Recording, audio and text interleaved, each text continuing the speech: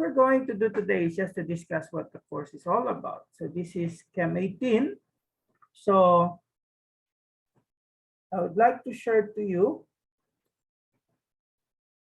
what we call the canvas, where you're going to have all the materials that you need in this course. So for some of you, you already have access to the canvas. It would look like this, section B2. For the others, I'm going to email to you the invite today, because I think earlier today, I tried to send the one that I sent yesterday, and it's still showing me that you don't have the Canvas account, because even now, those that I have sent, there's still 3 who have not accepted the what we call invitation that I have that says pending, pending, pending. Okay, but we try to settle most of this problem this week. Okay, so to start with what we're going to discuss today, so by I think 12:10, we will be kicked out by Zoom. And what we're going to do is we just log in using the same credentials. Okay, so this is our first synchronous class. Okay, and just to guide you, I want you to what we call look at the canvas. So those who have access to the canvas, do you see this? Not the one that you see right now. I mean, if you open the canvas, that's what you see. Paano na naman kung na-access nyo yan, hindi lang nakikita nyo dahil pinapakita ko sa inyo. Okay? Nakikita po. Okay, so there the canvas, so as you could see there, there's a course schedule, the course guide, and then the module materials. Okay, so the one that we're going to discuss is the course guide. It includes the policies here. Okay, so this is the course description. So this is what you need to look at every semester. Kaya nga tinatawag na course guide. So this is the one that will guide you all throughout the semester. So this is Chem 18, which is university chemistry, okay, for first semester. So this is a 3-unit course which deals with chemical concept, principles, and their applications to everyday life. So this is the lecture component. You also have the laboratory component, which I think is also online, 18.1. Anong araw yung 18.1 nyo?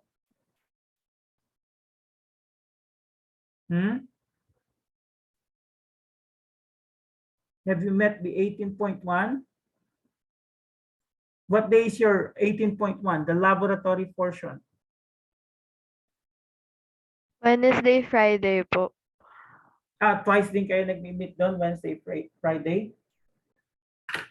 Okay. So, this is separated from that one. So mostly we are what we call the lecture component of the course. And this is a general chemistry course taken by science, engineering, and agriculture students. So this is your first chemistry course. Okay. And the goal here is for you to use the chemical concepts and principles in explaining and solving chemistry-related problems. So this course will not only serve as prerequisites for other higher courses, but this will also provide you the analytical skills that you can add to your problem-solving abilities. Okay? Now, the first thing that you need to know is this is a prerequisite with your what we call Chem 18.1, and you will have a form that you need to fill up and email to me. You sign it, you email it to me. Bakit ayaw lumabas?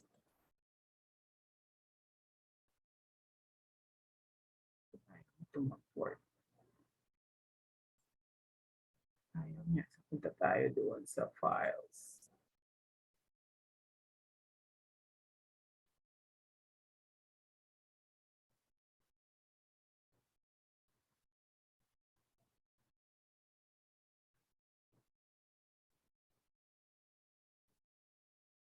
I'm just trying to show you the files that we have there.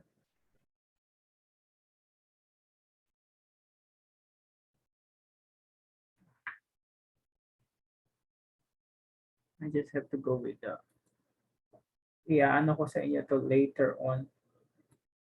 So the form that I'm going to ask you to fill up, so I make sure you're going to receive this thing. Ito. This is how it looks like. So ida-download ko na and then i-forward ko sa inyo. So that to make sure you get this.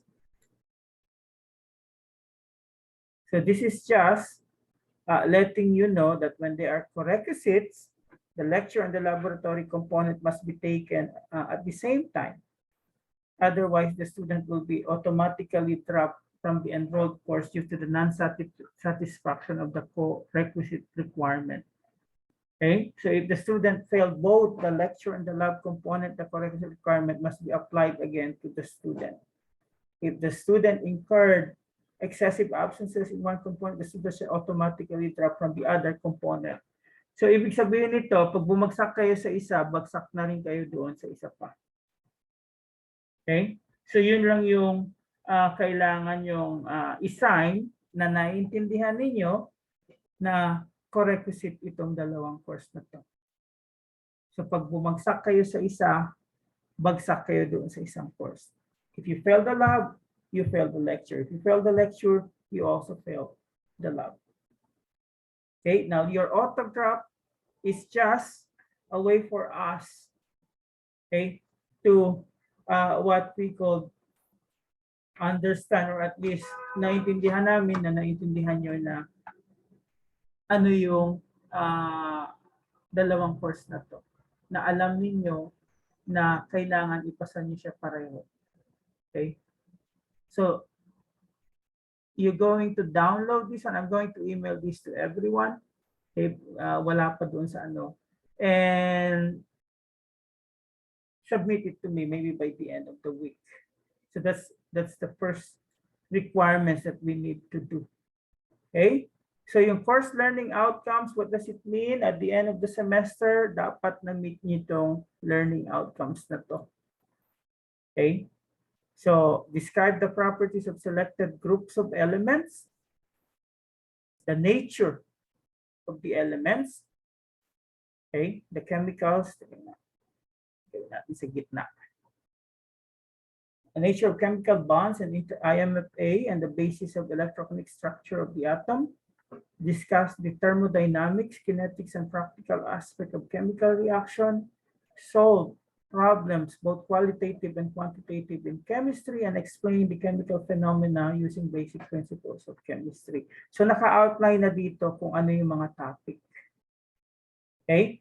And each of these topic, itong Roman numeral number, yan yung tinatawag nating module. So if you're going to look at the what we call the course that we have here, so may mga module kayo dyan. So if you're going to go to that module, nandoon yung materials na kailangan ninyong basahin. So I want you to try to do it now. You may access na sa block sa Canvas. At nakalista doon, ano ba kailangan yung i-meet in all the materials that you have there. So that means at the end of the modules, the student should be able to understand yung different objectives dito. Okay? So I want you to try.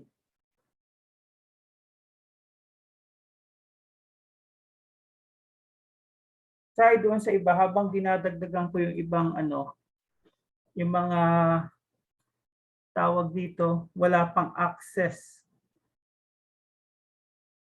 Kasi yung iba hindi ko alam. Okay?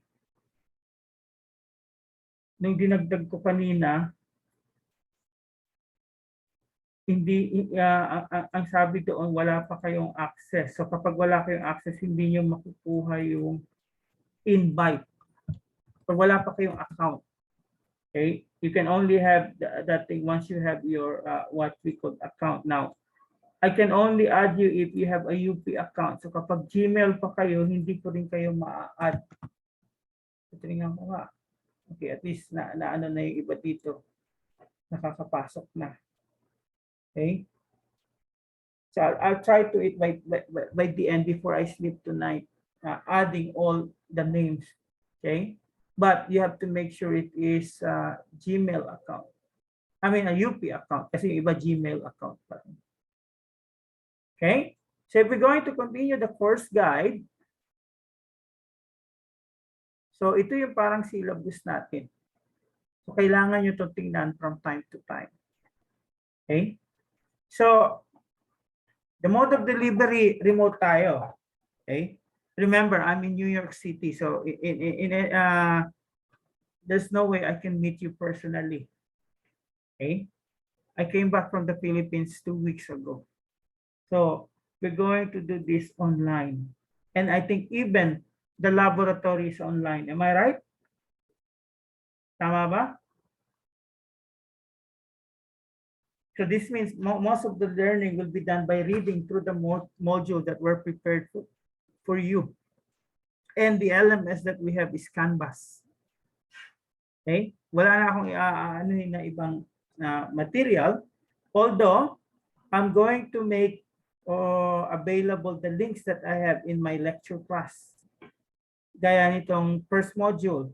So the topics are covered in my chapter 6 and chapter 7 of the course I'm teaching here in the US.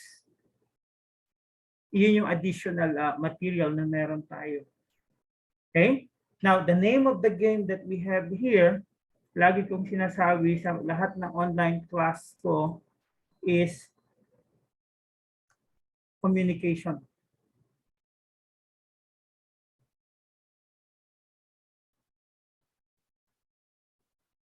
So we met today so that you can feel at least some sense of community.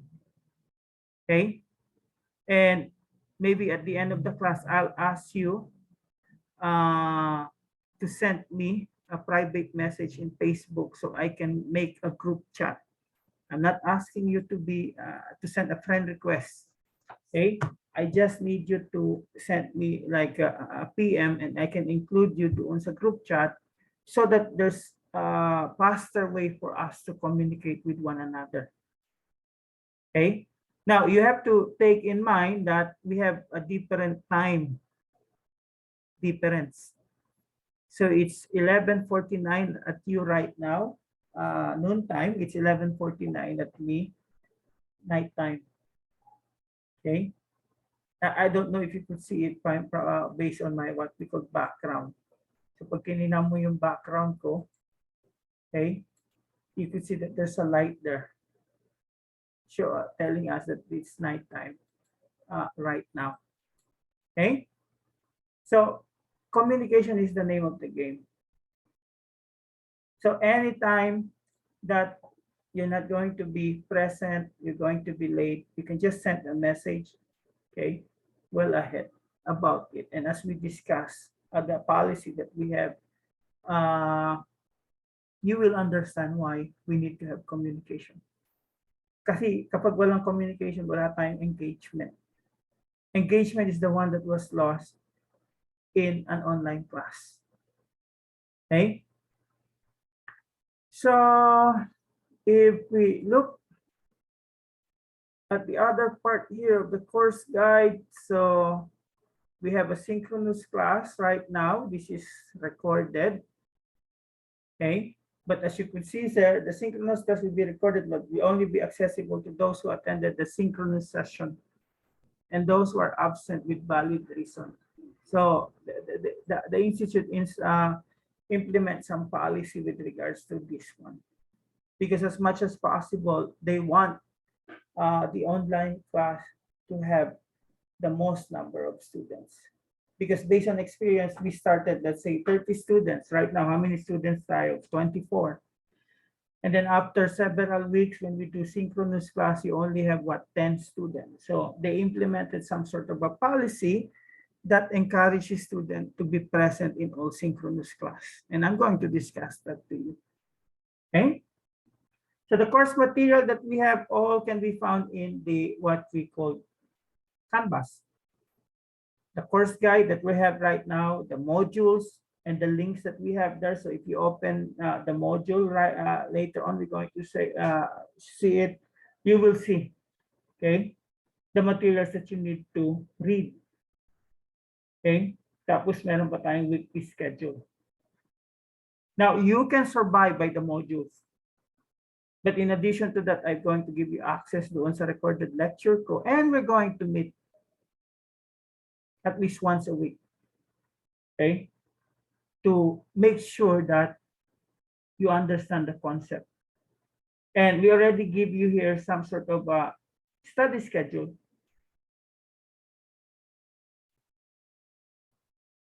So usually ang ano dito sa university academic credit thing, for every unit na workload, okay, may corresponding hours na kailangan yung i-spend. So if you have 3 academic units, that means around 114 to 144 hours of workload for the whole semester. So we're going to meet today just to discuss the overview, introduction, and then next week, or later this week until next week, we have module 1. And then module 2 and so on. Okay, so the topics are discussed here. And if you're going to go to your module,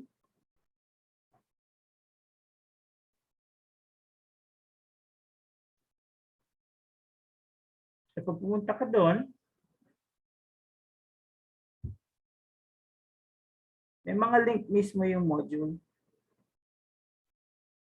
So may mga objectives sila. Okay, so module 1, resource. So properties of wave, electromagnetic radiation, Planck quantum theory, and photoelectric effect. So all you need to do is click all the link, and they will lead you to the materials that you have.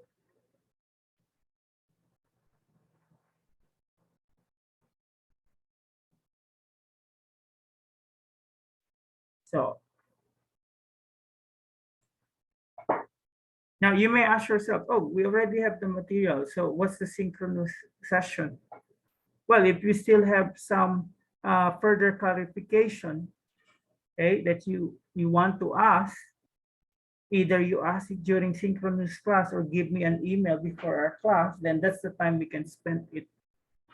So just to make sure we covered everything and you understand it. Okay? So yun yung main reason kung bakit mayroon pa rin tayong synchronous class. For further clarification, I expect you to read the material before we meet, so you can have what we call questions.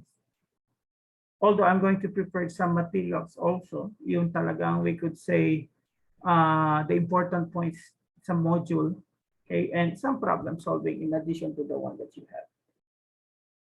Okay? Questions so far? May tanong? Okay, Maya.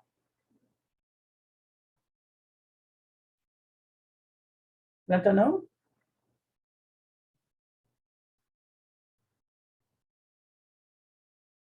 Now, in the grading that we have, we have 4 long exams.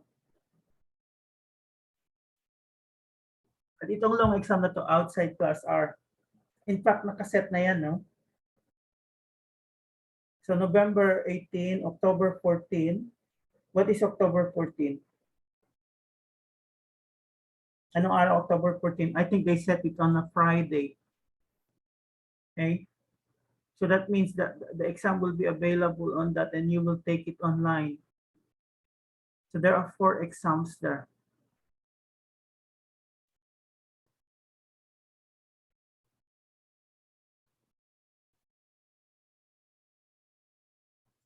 Okay? Now, in addition to that, 4 long exam, which is 80%. So ibig sabihin, each long exam is 20%. Meron tayong short quizzes or assignment exercise. So this is the one that we can do every meeting. Whenever I see that the attendance is less than the usual number, it's my right to give quizzes during that day. Okay? Because based on my experience, usually mag-start 24 students, tapos mga 8 or 10 lang yung a-attend. So to reward or at least to motivate the students to attend class, I could give quizzes during that time. So yung mga absent, wala silang sa quiz, zero sila dun sa quiz.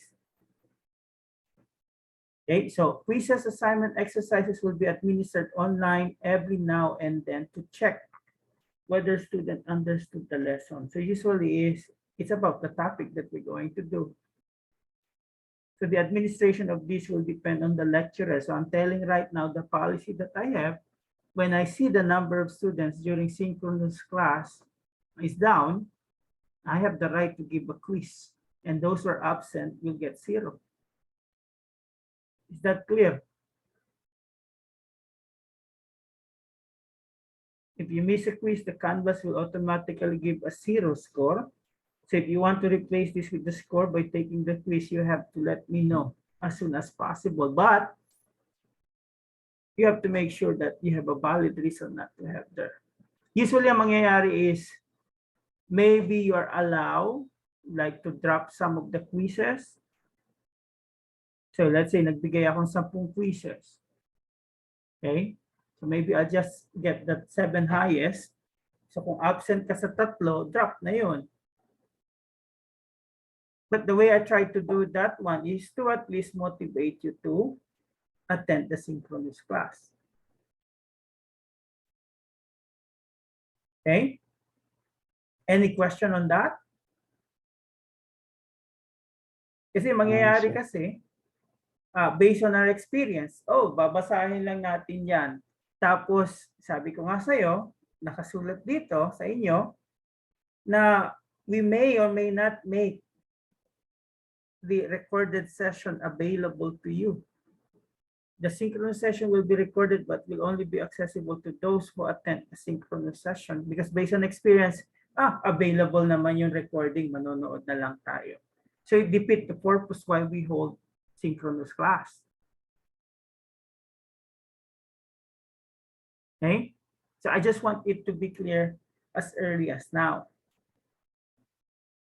Kasi yung administration nitong quizzes, assignment, exercise, this is dependent on the lecturer. So for me, if I see the number of students going down, then I have no choice but to give quiz to reward those who are attending the session. Okay? Now, in case you miss exam, for whatever reason listed here, you can take the makeup. Okay? So the coverage of the general makeup is cover to cover. Hindi kasama yung module 3 doon sa exam natin. Okay? So these are the reasons that we have here. So miss exams, both valid. So you'll be given the general makeup, which is 200 points. Okay? But that's subject to agreement between the two of us.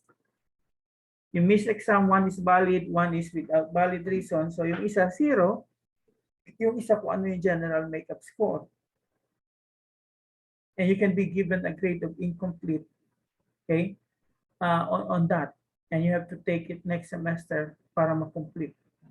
So if you miss 3 to 4 exam, you're going to be advised to drop the course. Okay? Kung excuse, now kung unexcused, there is a prerogative, okay, mabigyan ka ng grade of 5 if you do drop the course. So yan yung ano, but I expect everyone to take the exam on time. If ever you miss some of the exam, it is a valid reason. That depends on this one.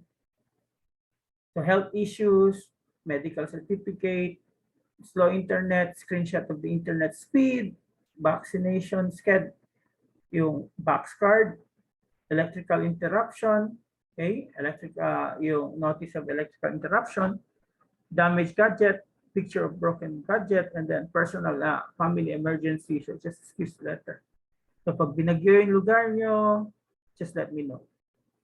Now the idea here is, I told you, open communication. if you expect that you're going to be absent or late, you can always message me, private message me in Facebook. Kakaintindihan tayo? So this is the breakdown of the Yes. grade. Okay. So as you could see, if you want to get the grade of 1, you should have at least a total aggregate of 95. No question asked. To pass the course, you need at least to have a 55 and above.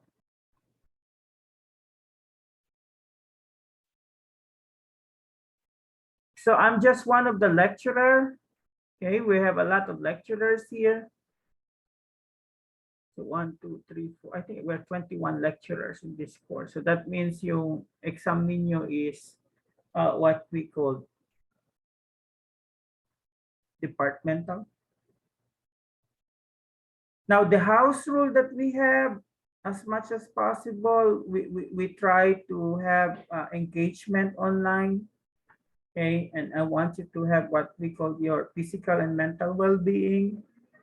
If you feel you're burned out, you're just one message away from me. Okay? Kung hindi nyo magawa, absent kayo, just let me know. Okay? Because the thing is, I won't know if you won't let me know.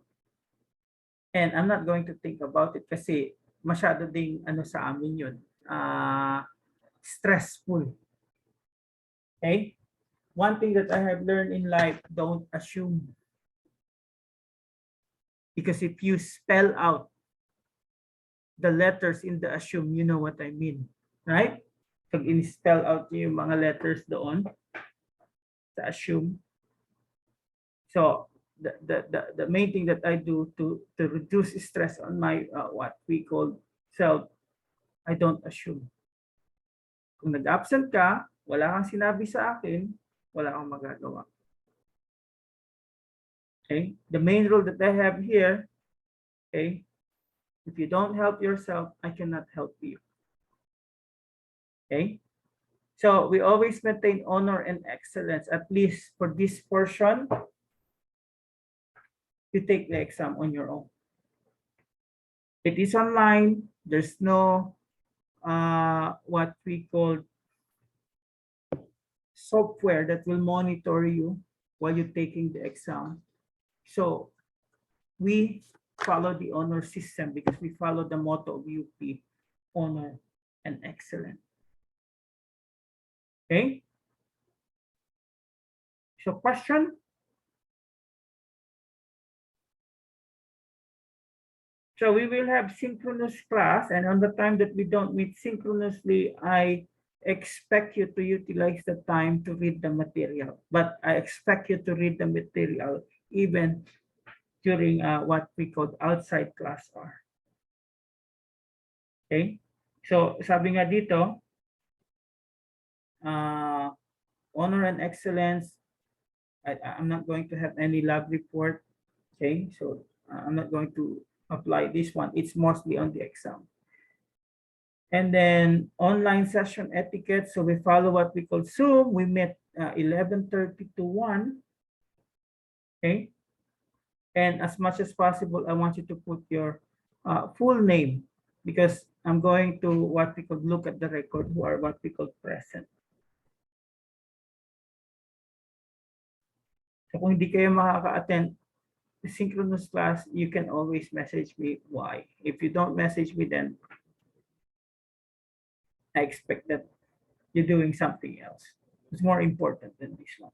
A synchronous session, I'm not sure if we can do that, but whenever you have a problem, as long as it's chemistry, just send me a message or email me. Okay?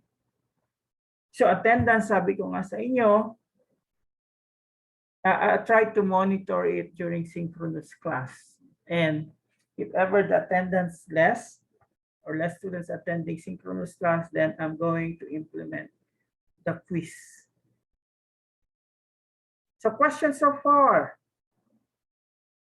In 3 minutes, magla-log out tayo, tapos magla-log in uli, or the Zoom will kick us out.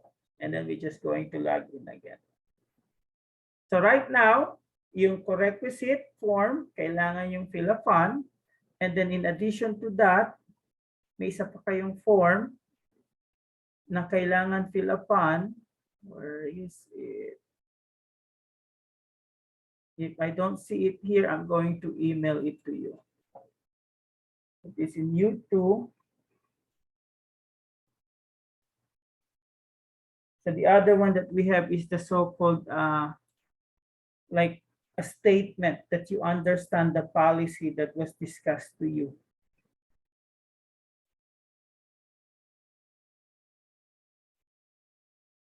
Maybe I'll try to open this one. So it's just like this one. Oh, somebody already. What we call this. So it's just similar to this statement. I, your name, hereby acknowledge that I have read, understood, and agreed the course policies of Chem 18. You sign it, and then a witness of your classmate, your dorm mate, to also sign it on your behalf, or even whoever you have there at home. Okay? Sige, I mean, I will make this available. Okay? Pero ito na yung, we could say, from the previous class. So here. So just do it like that with the signature. So yun yung isasubmit nyo together doon sa requisite form. So that's dalawa na yun. Okay? Now the last one is the survey, which some of you already done. So that's what I expect this week. And then by the weekend, I'll ask you to take this diagnostic test just to see for me, for myself, how good you are in your chemistry course. So makikick out tayo in a minute or in less than 1 minute. So mag-ano na lang ulit tayo. Tawag dito, mag-log in na lang ulit. Unfortunately, 40 minutes lang yung ano. Hindi nila in-upgrade from ano, tawag dito, pro. So we have the 40 minutes and then after that, log in ulit tayo. Okay? So usually, kick out nilang nila tayo eh. And then we just log in with the same credentials. And then we will continue on pagka-log in natin. Okay? So see you in a while. Antay ko lang mag-log out.